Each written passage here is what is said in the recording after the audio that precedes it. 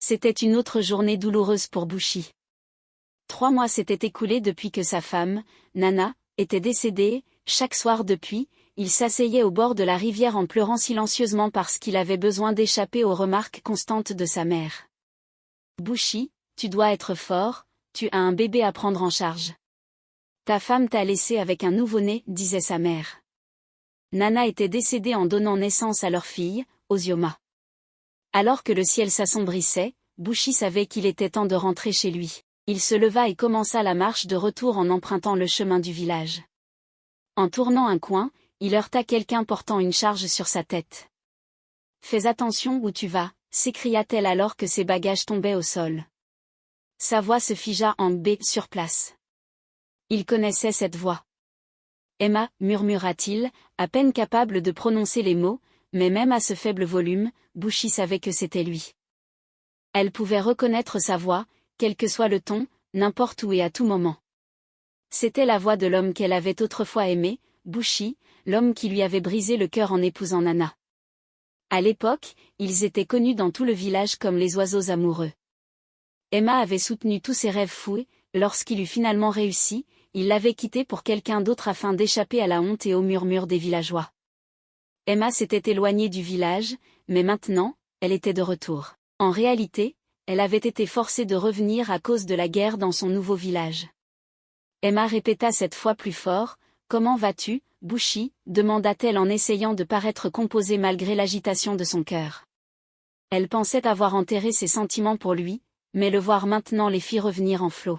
« Je suis désolée, Emma » commença Bouchy, mais elle l'interrompit rapidement. « Ça va, je ne te garde aucune rancune. Toi et Nana êtes un couple parfait. » Mais le visage de Bouchy s'assombrit, puis il raconta à Emma la mort de Nana. Lorsqu'Emma entendit la nouvelle, elle ne savait pas comment se sentir. Cependant, elle n'était pas triste. « Laisse-moi t'aider à porter tes affaires à la maison, proposa-t-elle. Emma hésita mais accepta, souhaitant passer plus de temps avec lui. Lentement, ils marchèrent vers la maison d'Emma, rattrapant le temps perdu sur les années qu'ils avaient manquées. À leur arrivée, Emma alluma une lanterne et Bouchy commença à l'aider à ranger. L'espace restreint rappelait tant de souvenirs pour eux deux, des souvenirs de leur jeunesse passée ensemble dans cette même pièce. Incapable de le supporter plus longtemps, Emma parla. « Tu savais que j'étais orpheline, tu savais combien je t'aimais. C'est pourquoi il t'a été si facile de me blesser, parce que je n'avais personne pour me défendre et que j'étais trop amoureuse de toi pour riposter. » Des larmes remplissaient ses yeux et Bouchy s'approcha pour l'étreindre. Il n'avait jamais voulu la blesser, mais quelque chose chez Nana l'avait captivé d'une manière qu'il ne pouvait pas expliquer. Ils se tinrent ainsi pendant ce qui sembla être une éternité. Bientôt, le flot d'émotions devint accablant et une chose mena à une autre. Cette nuit-là, Bouchy et Emma firent l'amour et, dans les jours qui suivirent, leur liaison continua. Bien que Bouchy soit en deuil, Emma le faisait se sentir à nouveau vivant, lui rappelant sa jeunesse et son esprit sauvage. Puis un jour, Emma lui annonça une nouvelle, « Je suis enceinte. » Bouchy se figea, son esprit tournant avec leurs nuits fréquentes ensemble. « Ce n'est pas surprenant, marions-nous, dit-il. Je sais que tu seras une merveilleuse épouse et une excellente mère pour Osioma. Nous serons une famille de 4 et qui sait ce que Dieu nous réserve. » Emma était ravie, après toutes ces années, elle allait enfin épouser l'amour de sa vie. Ils firent rapidement des plans pour leur mariage et peu de temps après, Bouchy et Emma furent unis comme mari et femme. 24 ans s'étaient écoulés depuis le mariage de Emma et Bouchy et beaucoup de choses avaient changé. Bouchy était maintenant riche et Osioma, ainsi que sa jeune sœur Nidi, s'était épanouie en de belles femmes.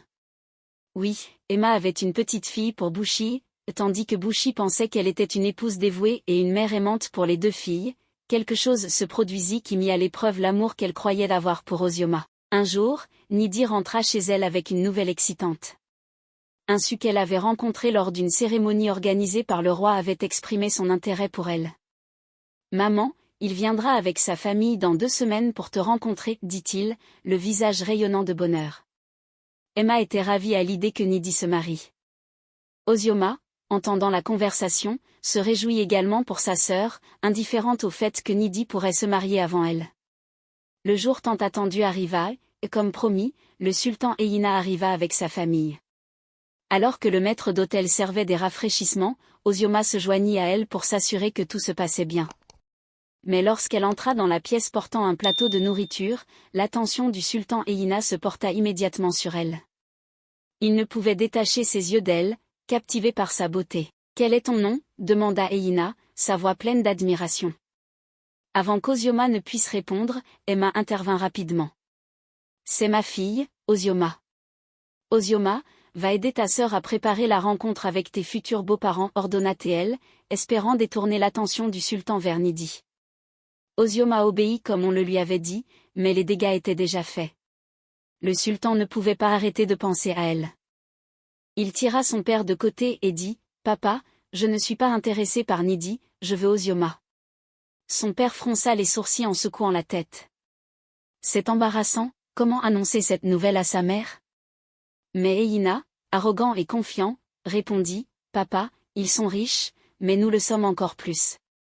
Elle sera heureuse d'offrir l'une de nos filles. » À contre-séhur, son père accepta. Lorsqu'ils retournèrent à la réunion, juste au moment où Nidi allait être présentée à ses futurs beaux-parents, le père de Eina interrompit, « Nous ne sommes pas ici aujourd'hui pour Nidi, c'est Ozioma que nous souhaitons prendre en épouse. » Emma se figea de choc.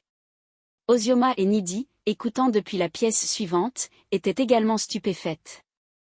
Mais Ozioma ne se laisserait pas faire et ne laisserait pas sa famille être insultée. Elle fit irruption dans la salle et s'adressa fermement à la famille du sultan, « Je ne suis pas intéressée par votre fils. Il est venu ici pour ma sœur et maintenant il a changé d'avis. Veuillez quitter notre famille, nous n'entretiendrons plus ce mariage. » La famille du sultan, voyant le sérieux d'Ozioma et le silence d'Emma, n'eut d'autre choix que de partir. Une fois partie, Emma étreignit ses filles, mais à l'intérieur, elle était en colère. Les souvenirs de sa propre trahison refirent surface. Comment Bushi l'avait quittée pour Nana, ces mots résonnaient dans sa tête. Pendant de nombreuses nuits, elle resta éveillée, incapable de trouver le repos. Emma faisait les 100 pas dans sa chambre, les poings serrés alors que sa haine pour Ozioma s'approfondissait chaque jour. Finalement, elle fit le serment que sa fille ne subirait jamais le même sort qu'elle, peu importe le coût. Tant qu'elle était en vie, Nana avait échappé à sa vengeance, mais Ozioma ne serait pas si chanceuse. Elle s'assurerait de cela. Maintenant, tout ce dont elle avait besoin était le plan parfait. 3 mois s'étaient écoulés depuis l'incident, tandis que tout le monde avait tourné la page, Emma ne pouvait pas. Jour et nuit, elle marchait sans relâche, élaborant son plan maléfique. Chaque fois que le doute s'insinuait dans son cœur, elle se murmurait, « C'est pour Nidi, elle mérite une meilleure vie. » Nidi, cependant, restait indifférente, restant proche de sa sœur. Mais Emma se convainquit que Nidi était trop jeune pour comprendre. Un soir, après qu'Ozioma eut terminé ses leçons de Tiring, elle commença sa marche habituelle vers la maison. C'était un chemin solitaire qu'elle empruntait souvent, en s'en approchant, elle entendit son nom appelé depuis les buissons. Surprise, elle se retourna pour voir sa mère en sortir. « Maman, que fais-tu ici » demanda-t-elle, surprise. « Ma fille, je me rendais au terrain, un acheteur vient demain et je voulais faire une dernière inspection, répondit Emma. À ce moment-là, Ozioma dit, « Maman, tu rentreras très tard et il n'y a pas de chemin clair, nous devons passer par les buissons. » Ozioma, inquiète, offrit de l'accompagner, ne voulant pas que sa mère fasse le voyage seule. Ensemble, elles partirent pour le terrain distant. Finalement, elles atteignirent le terrain, mais à la surprise d'Ozioma, 3 hommes inspectaient le terrain. « Qui êtes-vous et que faites-vous ici » demanda Emma en s'approchant rapidement. Ozioma suivait sa mère, effrayée, pensant qu'elles allaient lui faire du mal. Mais lorsqu'elles approchèrent des hommes, ils encerclèrent Ozioma et la saisirent pendant que Emma restait silencieusement à côté. « Attrape-la » dit Emma. Ozioma réalisa bientôt ce qui se passait et commença à supplier sa mère. « Maman, qu'ai-je fait ? S'il te plaît, dis-leur de me laisser partir. » Mais Emma répondit, « Tu penses que tu es si spéciale, n'est-ce pas ? Je ne te laisserai pas ruiner tout comme ta mère a ruiné ma vie. » La terreur emplit le cœur d'Ozioma alors que les hommes la traînaient vers une entrée cachée derrière des buissons épais. Sous la végétation se trouvait une lourde porte en bois, à peine visible contre la terre. L'un des hommes l'ouvrit, révélant un escalier sombre et humide menant vers le sol. « S'il te plaît, maman, ne fais pas ça » implora Ozioma, sa voix tremblante alors qu'elle tentait de repousser les hommes. Mais Emma resta impassible. Elle regarda sa fille être abaissée dans la prison souterraine, un endroit qu'elle avait préparé pour ce moment précis, un endroit que personne dans le village ne savait exister. Une fois Ozioma enfermée, Emma et les hommes scellèrent leur pacte avec un serment de sang. Elle leur avait donné assez d'argent pour assurer leur silence, mais elle avait besoin de plus d'assurance. Vous surveillerez sur elle pendant 10 ans. Si elle survit, laissez-la dans un village lointain, elle n'osera jamais revenir, dit Emma d'une voix froide. Les hommes acquiescèrent, et, après avoir scellé l'accord, ils prirent des chemins séparés. Chaque jour, Ozioma restait seule dans sa cellule sombre, attendant le pardon de sa mère. La panique et l'incrédulité la consumaient. Elle frappait les murs, criait à l'aide, mais seul l'écho creux de sa propre voix répondait dans l'obscurité froide et humide.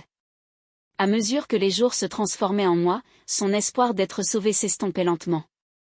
Les hommes qui lui apportaient de la nourriture et de l'eau entraient en silence, leurs visages sans émotion. Au début, elle les suppliait de la laisser partir, mais finalement, elle arrêta de leur parler complètement. L'air humide affaiblissait son corps et elle devenait de plus en plus maigre chaque jour, mais elle s'accrochait à la vie. Certaines nuits, elle pleurait en s'endormant, pleurant la vie et l'avenir qui lui avaient été volés. D'autres fois, elle brûlait de colère, en colère contre Emma, contre les hommes et contre le monde qui semblait l'avoir oubliée. De retour au village, Emma organisait des groupes de recherche prétendant chercher Ozioma. Chaque fois qu'il revenait sans nouvelles, elle s'effondrait au sol en gémissant de fausses douleurs, pleurant amèrement, allant même jusqu'à chercher Ozioma elle-même, mais ne trouvant aucune trace de sa sœur. Après 1 an, elle accepta enfin qu'Ozioma était partie, bien qu'elle gardât sa mémoire vivante dans son cœur. Lorsqu'Nidi se maria 3 ans après la disparition de sa sœur, elle pleura parce qu'Ozioma n'était pas là. Lorsqu'elle eut ses enfants, dans la 5e et 7e année de l'absence d'Ozioma, elle pleura profondément, mais Emma resta impassible. 10 ans s'étaient écoulés depuis la disparition d'Ozioma et de nombreuses choses avaient changé à Izama. Le village accueillait désormais des invités étrangers, des Blancs d'Angleterre venus chercher le pétrole brut que le terrain possédait en abondance. Le roi, qui était habitué à commercer avec les villages voisins, fut surpris par l'arrivée de ces hommes blancs. Nous voulons construire des usines qui offriront des emplois aux jeunes d'Izama. Ces usines feront de votre village le principal centre commercial de toute la Nigeria, dit Nathan, le chef de l'équipe. En entendant cela, le roi était ravi. Il ne pensait qu'aux avantages qu'il tirerait de l'accord. « Donnez-moi un peu de temps pour y réfléchir, répondit-il, bien qu'il ait déjà décidé d'accepter. En 1 semaine, il convoqua les étrangers et donna son approbation. « Je soutiendrai votre projet pour le bénéfice de mon peuple, dit le roi. Pour montrer mon soutien, je vous accorderai l'accès à de nombreuses terres pour votre recherche de pétrole brut. » Les invités furent satisfaits de la réponse du roi et l'informèrent qu'il reviendrait bientôt pour commencer les travaux. En son absence, le roi avide commença à saisir des terres appartenant aux villageois, ciblant celles qu'il croyait riches en pétrole. Parmi ces terres se trouvaient celles possédées par Emma, où Ozioma était secrètement emprisonnée. Lorsqu'Emma apprit la décision du roi, elle paniqua et commença rapidement à élaborer des plans pour déplacer Ozioma, mais le roi était plus rapide. Il avait déjà envoyé des gardes pour sécuriser les terres, sachant que les villageois se révolteraient. Rapidement, Emma courut au palais pour supplier le roi. « Mon mari est mort, j'ai perdu ma première fille et maintenant le roi veut prendre mes propriétés, pleura-t-elle. Mais le roi l'ignora, son amour pour la richesse surpassant sa compassion pour son peuple. Emma commença à vivre dans une peur constante, espérant qu'au moment où Ozioma serait retrouvée, elle aurait déjà péri de faim et de soif. Mais son temps était écoulé, il était temps de payer pour ses péchés. 7 jours après que les gardes eurent pris le contrôle, un nouveau groupe de gardes arriva sur le site. Pendant une pause, l'un d'eux voulut uriner dans un coin du terrain. Alors qu'il le faisait, le son de son urine frappant le sol semblait plus fort que d'habitude. Confus, il regarda autour de lui et vit ce qui semblait être des buissons trop envahis. Intrigué, il utilisa un bâton pour les dégager et découvrit une vieille porte en bois flétri, couverte de lierre et de terre, comme si quelqu'un avait essayé de la cacher. Sa curiosité grandit. Il frappa à la porte et, à sa surprise, un léger mouvement se fit entendre en dessous. « Bonjour, appela Théil. »« Aidez-moi, répondit une faible voix. Ozioma ne parlait normalement pas, mais en voyant la façon dont la porte de sa prison était manipulée, elle savait que ce n'était pas ses ravisseurs. Alarmé, le garde alerta immédiatement les autres. Ensemble, ils brisèrent la porte ouverte. L'un d'eux alluma une lanterne et descendit l'escalier humide, suivi des autres.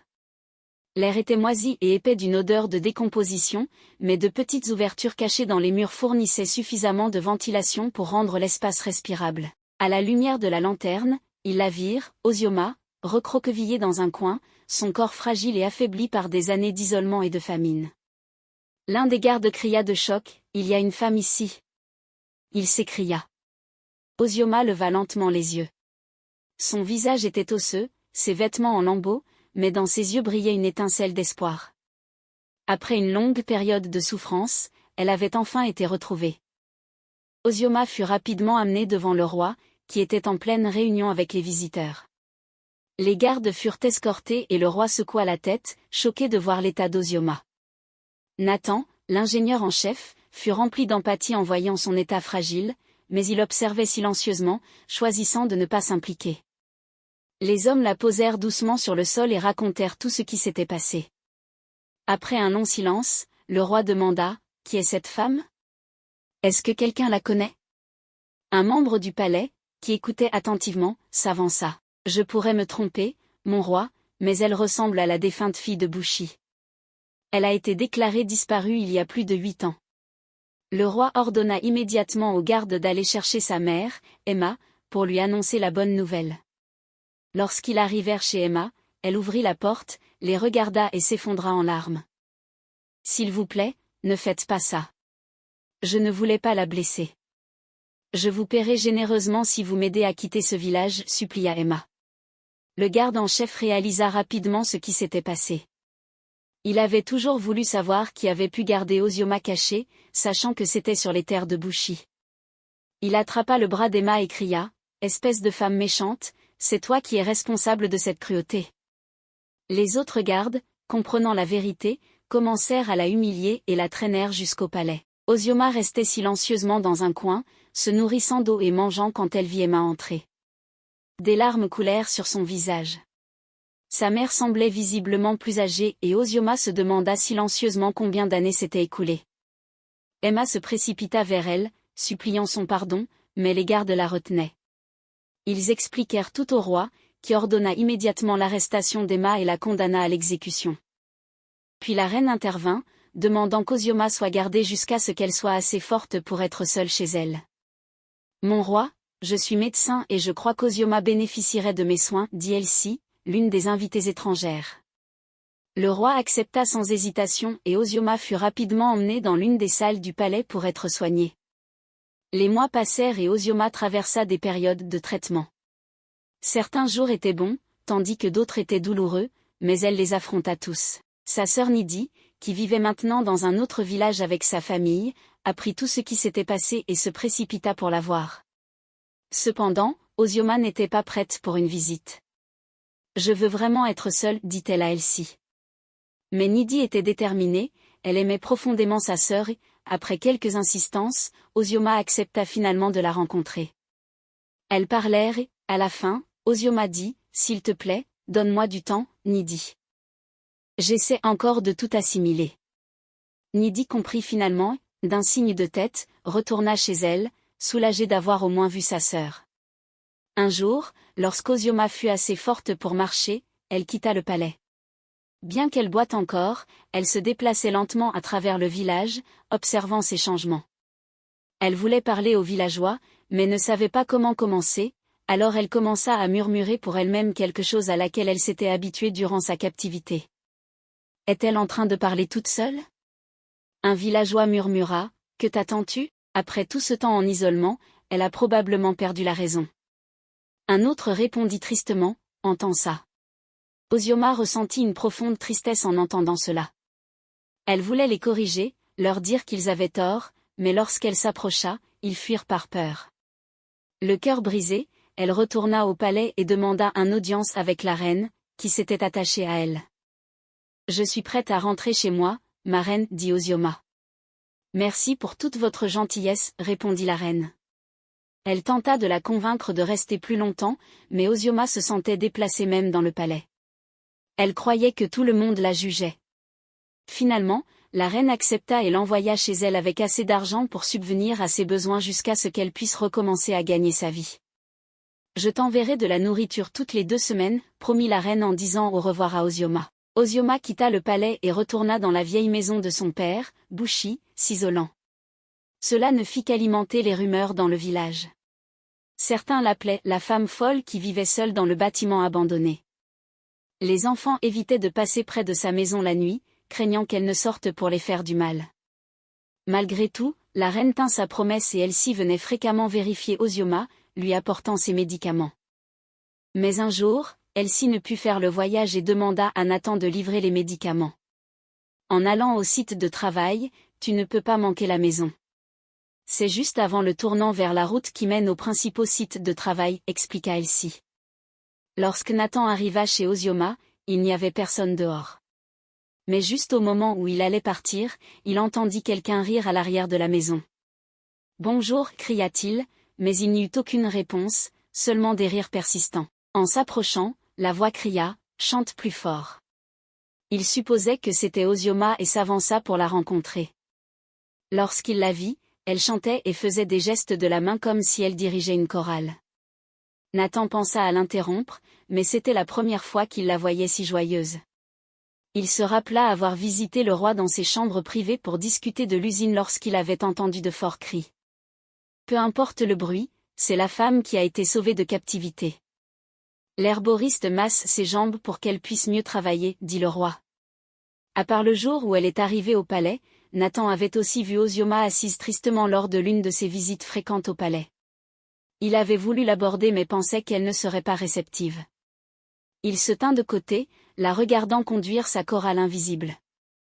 Juste au moment où il pensait que c'était la fin, elle se mit à danser, bougeant son corps au rythme de sa bouche. Nathan décida qu'il partirait et reviendrait plus tard parce qu'il ne voulait pas envahir sa vie privée, mais en reculant, il heurta une structure, alertant immédiatement Ozioma, qui cria de peur.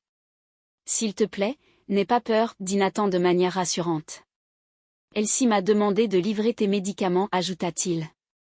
Ozioma, toujours troublée, recula, son esprit tournant. Elle était sûre qu'il pensait qu'elle était folle comme les autres. Des larmes montèrent à ses yeux alors qu'elle tentait d'expliquer, c'est juste une façon de passer le temps. S'il te plaît, ne fais pas attention à ce qu'ils disent. Je ne suis pas folle. Elle parla doucement, évitant son regard. Nathan fit un pas en avant, son expression douce et compréhensive. Ozioma, je ne pense pas que tu sois folle, dit-il de manière rassurante. Nous trouvons tous des moyens de faire face à ce que nous avons vécu. Ces mots semblèrent apaiser son inconfort et, pour la première fois, Ozioma sentit que quelqu'un la comprenait vraiment. Il lui tendit les médicaments qu'il avait été chargé de livrer et se retourna pour partir, mais juste au moment où il commençait à s'éloigner, il pensa rester et lui parler un peu. Elle pourrait avoir besoin de compagnie, pensa-t-il. Il se retourna et jeta un coup d'œil à Ozioma, réfléchissant à ce qu'il pourrait dire pour la mettre plus à l'aise. En Angleterre, tu sais, quand j'étais garçon, ma sœur et moi avions l'habitude de chanter des airs. C'est une chanteuse merveilleuse, alors j'étais toujours entraînée dans ses spectacles. Nous faisions semblant de diriger des orchestres dans notre jardin. La musique peut être une sorte de médecine pour l'âme, ne penses-tu pas, lui demanda-t-il. Ozioma le regarda, un peu surprise par ses paroles. Elle ne s'attendait pas à ce que quelqu'un comme Nathan partage quelque chose d'aussi personnel. Elle se détendit un peu, la tension dans son corps s'apaisant au fur et à mesure qu'il parlait. Je suppose que ce que j'essaie de dire, c'est que tu n'as pas besoin de t'expliquer à qui que ce soit ce que tu fais. Ce n'est pas de la folie, c'est une façon de se sentir vivante, de retrouver de la joie après tout ce que tu as traversé. Tu mérites cela. Ozioma cligna des yeux, son cœur se réchauffant par ces paroles. Elle ne s'attendait pas à une telle gentillesse de sa part.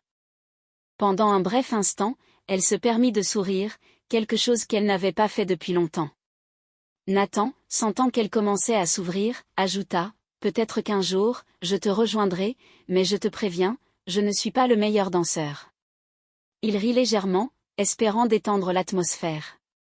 Ozioma éclata de rire doucement. Nathan, remarquant son sourire, dit, « Si jamais tu veux parler de musique ou de n'importe quoi d'autre, je serai là. » Il hocha chaleureusement la tête avant de se retourner pour partir, mais Ozioma avait plus de questions. « Qu'est-ce que toi et ton équipe faites exactement dans notre village ?» demanda-t-elle. Il se retourna, la regarda avec excitation et commença à partager les merveilleux projets qu'il avait pour le village, qui bénéficieraient aux villageois et à son équipe. « Merci de me poser la question, dit-il. La plupart des villageois ne veulent pas nous parler.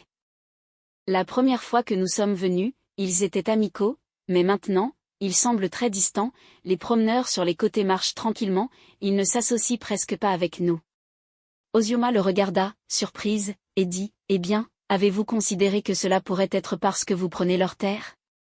Les gens parlent et j'ai entendu des histoires pendant que je vivais au palais, de leurs terres, répondit-il, perplexe. Le roi nous a donné ces terres pour les projets. » Ozioma resta silencieuse et Nathan comprit immédiatement. « Tu veux dire que le roi a pris les terres de force aux gens ?» demanda-t-il, une préoccupation s'insinuant dans sa voix. Ozioma hocha lentement la tête. Beaucoup des terres qu'il a données ont été dans des familles pendant des générations. Ce n'est pas juste de la terre, c'est qui nous sommes, expliqua-t-elle. Vous ne pouvez pas simplement prendre cela et vous attendre à ce que les gens soient d'accord. Nathan, surpris par les remarques d'Ozioma sur les terres, resta silencieux un instant. En Angleterre, les accords fonciers étaient généralement simples. Si les autorités donnaient la permission, c'était tout ce qui comptait. Mais ici, à Izama, les choses étaient différentes. Les terres sont sacrées et elles portent l'histoire, l'identité et les moyens de subsistance des villageois. Je n'avais aucune idée, dit Nathan doucement. Je pensais que nous aidions. Il baissa la tête, ressentant une pointe de culpabilité pour le rôle qu'il avait joué dans la souffrance des villageois. Voyant la tristesse dans ses yeux, Ozioma décida d'alléger son fardeau. « Eh bien, tu as probablement besoin de retourner au travail. Merci encore d'avoir apporté les médicaments, dit-elle en agitant la main dans l'air. » Nathan se tourna pour partir, mais juste avant de disparaître de sa vue, Ozioma appela. « Attends, je ne connais même pas ton nom. »« Quel est ton nom ?» Il hocha la tête et sourit. « Je m'appelle Nathan. »« Miss Ozioma, mon nom est Nathan, » riait-elle en entendant son accent. Nathan continua de marcher, amusé par la façon dont elle prononçait son nom. La nuit, alors que Nathan s'endormait, il pensa à comment trouver une solution qui calmerait les villageois dont les terres avaient été prises sans rendre le roi en colère. Mais son esprit revenait sans cesse à Ozioma et à quel point elle avait besoin d'une amie. « Je vais demander à Elsie si je peux continuer à lui livrer ses médicaments, » dit-il à lui-même avant de finalement s'endormir. Le lendemain matin, Nathan alla voir Elsie avec sa proposition. Elle accepta avec un sourire, remarquant à quel point Nathan était désireux et réalisant qu'il essayait de former une amitié avec Ozioma.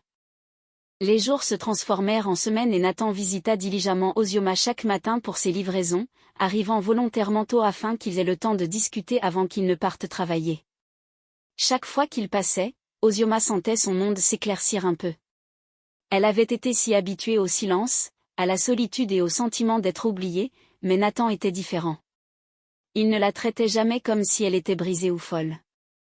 Il venait simplement, lui demandait comment elle allait et écoutait vraiment. Nathan ne la poussait pas à parler de son passé ni ne lui offrait de faux réconfort. Il était juste là, constant, fiable et gentil. Parfois, lorsqu'il venait très tôt, ils cuisinaient et partageaient un repas ensemble. « Peut-être que je pourrais revenir plus tard ce soir et que nous pourrions faire une promenade ensemble, » suggéra-t-il lors d'une de ses visites fréquentes. Mais l'expression d'Ozioma changea. « Je ne pense pas que nous devrions, de plus, j'ai une boiterie, cela prendra une éternité pour arriver à notre destination. »« C'est bon, j'ai le temps, » répliqua-t-il, mais elle rétorqua immédiatement, « Je ne suis pas intéressée, je ne veux que personne ne se moque de moi. » Nathan comprit et changea de sujet. Le lundi suivant, le matin, alors qu'Ozioma attendait Nathan, elle entendit une explosion. L'explosion secoua l'air et elle sursauta, le cœur battant de peur. Elle se précipita vers la fenêtre et vit les villageois courir vers les terres où travaillaient les ouvriers. Le bruit, la fumée, quelque chose n'allait pas. Ses pensées se tournèrent immédiatement vers Nathan, se demandant s'il allait bien. Sans hésiter, Ozioma attrapa son écharpe et se précipita dehors. Sa boiterie la ralentissait, mais elle était déterminée à savoir si Nathan allait bien. En marchant à travers le village, elle entendit les gens murmurer à propos de l'explosion. Leur voix était un mélange de peur et de curiosité. Certains la regardaient en chuchotant, « Ce n'est pas cette femme folle ?» Mais elle s'en fichait. Tout ce à quoi elle pensait, c'était à Nathan. Lorsqu'elle arriva sur le site de travail, elle vit la foule rassemblée près des champs fumants. Ses yeux parcoururent la zone et la virent alors, debout près de la fumée, parlant à un des ingénieurs. Un soulagement envahit son corps. Sans réfléchir, elle se précipita vers lui, ignorant les murmures des villageois. Lorsqu'elle l'atteignit, elle lui lança ses bras autour du cou, le serrant fort. « Nathan, dit-elle, la voix tremblante, je pensais qu'il t'était arrivé quelque chose. » Nathan, surpris par l'étreinte soudaine, l'enserra doucement. « Je vais bien, Osioma, murmura-t-il. C'était juste une explosion contrôlée. » Les villageois, observant de loin, commencèrent à murmurer plus fort, surpris par l'audace d'Osioma et la réponse douce de Nathan. Mais Osioma s'en fichait. Pour la première fois, elle se sentait en sécurité, sachant que Nathan était indemne. Des heures passèrent et les villageois commencèrent lentement à partir. Nathan installa Osioma sous une tente et finit par la rejoindre. « Merci d'être venu me voir, cela signifie beaucoup, dit-il avec gratitude. »« Es-tu sûr que tu vas bien ?» demanda-t-il, sa voix pleine de préoccupation. « Qu'est-ce qui s'est exactement passé ?» Nathan sourit et regarda autour de lui comme s'il s'assurait que personne n'écoutait. « D'accord, j'ai une confession à te faire et je te fais confiance pour la garder entre nous, » commença Nathan, et Osioma hocha la tête en signe d'accord. Il expliqua que l'explosion était une démonstration planifiée avec les ingénieurs. « Nous dirons au roi que ces terres sont inadaptées pour le forage parce que l'explosion a déclenché une réaction chimique avec le pétrole, la rendant trop dangereuse pour continuer. » Les yeux d'Osioma s'écarquillèrent de surprise. « Mais pourquoi ferais-tu cela ? Ce projet n'est-il pas important pour toi ? » Nathan sourit et expliqua que lui et son équipe avaient réussi à se lier d'amitié avec les travailleurs grâce à de nombreuses conversations. Les travailleurs révélèrent quelle terre appartenait à la famille royale, alors les étrangers décidèrent de concentrer leurs efforts de forage sur ces zones. À la place, les terres appartiennent aux villageois. « Je ne pouvais pas, en toute conscience, les leur prendre, ajouta-t-il. Le roi peut être avide, mais il est aussi superstitieux. S'il pense que la terre apportera le désastre, il l'abandonnera et la propriété reviendra éventuellement aux villageois. » Osioma ressentit une vague de gratitude l'envahir. « Merci, Nathan, murmura-t-elle, sa voix remplie d'émotion. Ils restèrent en silence, et finalement Osioma prit la parole. « Je ne veux plus me cacher. Nathan, j'ai été enfermé pendant des années et maintenant j'ai construit une autre prison pour moi-même en me souciant de ce que les gens pensent, dit-elle. Nathan était excité d'entendre ces mots. « Je vais recommencer à faire les choses que j'aime, dit-il. J'aimais faire des robes avant que tout ne se passe, j'aimais me promener et j'aimais aller au festival. Je veux tout recommencer. Les villageois peuvent penser ce qu'ils veulent, ils ont tort et cela n'a plus d'importance. » Nathan sourit avec admiration. « Eh bien, nous pouvons le faire ensemble. Je serai toujours là pour toi, dit-il. » Ils se regardèrent, montrant qu'ils tenaient profondément l'un à l'autre, comme le feraient des amants. À la surprise d'Osioma, il prit sa main et dit, « Je sais que cela peut sembler soudain, mais je tiens à toi. Je tiens profondément à toi et je veux faire partie de ta vie. Je veux marcher à tes côtés, non seulement aujourd'hui ou demain, mais aussi pour longtemps que tu me le permettras. » Osioma rougit, son esprit rempli de raisons pour lesquelles elle ne devrait pas s'impliquer, mais elle s'arrêta rapidement. Elle méritait un amour aussi gentil et doux. Souriant, elle dit oui, sachant que Nathan lui avait déjà montré maintes fois qu'il était son refuge. Après cela, Osioma et Nathan étaient toujours ensemble, rayant les activités de leur liste de choses à faire. Au début, les villageois les moquaient, mais à mesure qu'ils voyaient Osioma aller bien et remarquaient que le roi commençait à abandonner les terres comme Nathan l'avait prédit, ils devinrent lentement plus acceptants du couple. Quoi qu'il en soit, Osioma s'en fichait. Elle était concentrée sur le fait de vivre pleinement sa vie et les opinions des autres n'avaient plus d'importance.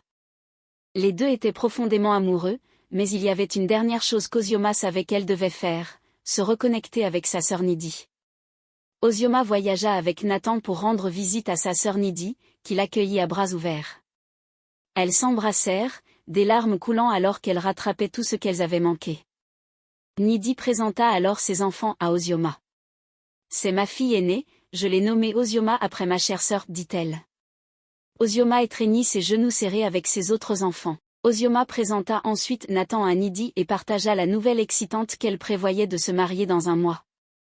Nidi était ravie pour sa sœur, fière qu'elle ait trouvé le bonheur et surmonté la cruauté de leur défunte mère. La réunion d'Osioma avec Nidi fut la dernière pièce de guérison dont elle avait besoin.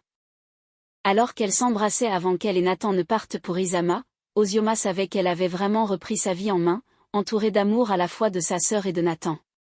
Elle était prête à avancer, plus forte, plus courageuse et plus déterminée à vivre pleinement. Merci d'avoir écouté cette histoire aujourd'hui.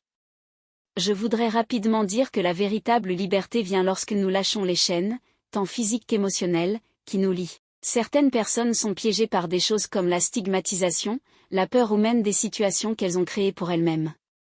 Mais souvenez-vous de ce que dit Jean 8h36, si le Fils vous affranchit, vous serez réellement libre. Cette liberté n'est pas seulement ce qui se passe à l'extérieur, c'est aussi un changement intérieur, où commence la véritable transformation. C'est ainsi que nous pouvons finalement retrouver notre essence. À ceux qui ont fait face à l'emprisonnement, à la maladie ou à tout autre défi qui a volé leur temps, je prie que Dieu vous accorde la force de vous relever et de montrer au monde votre beau sourire.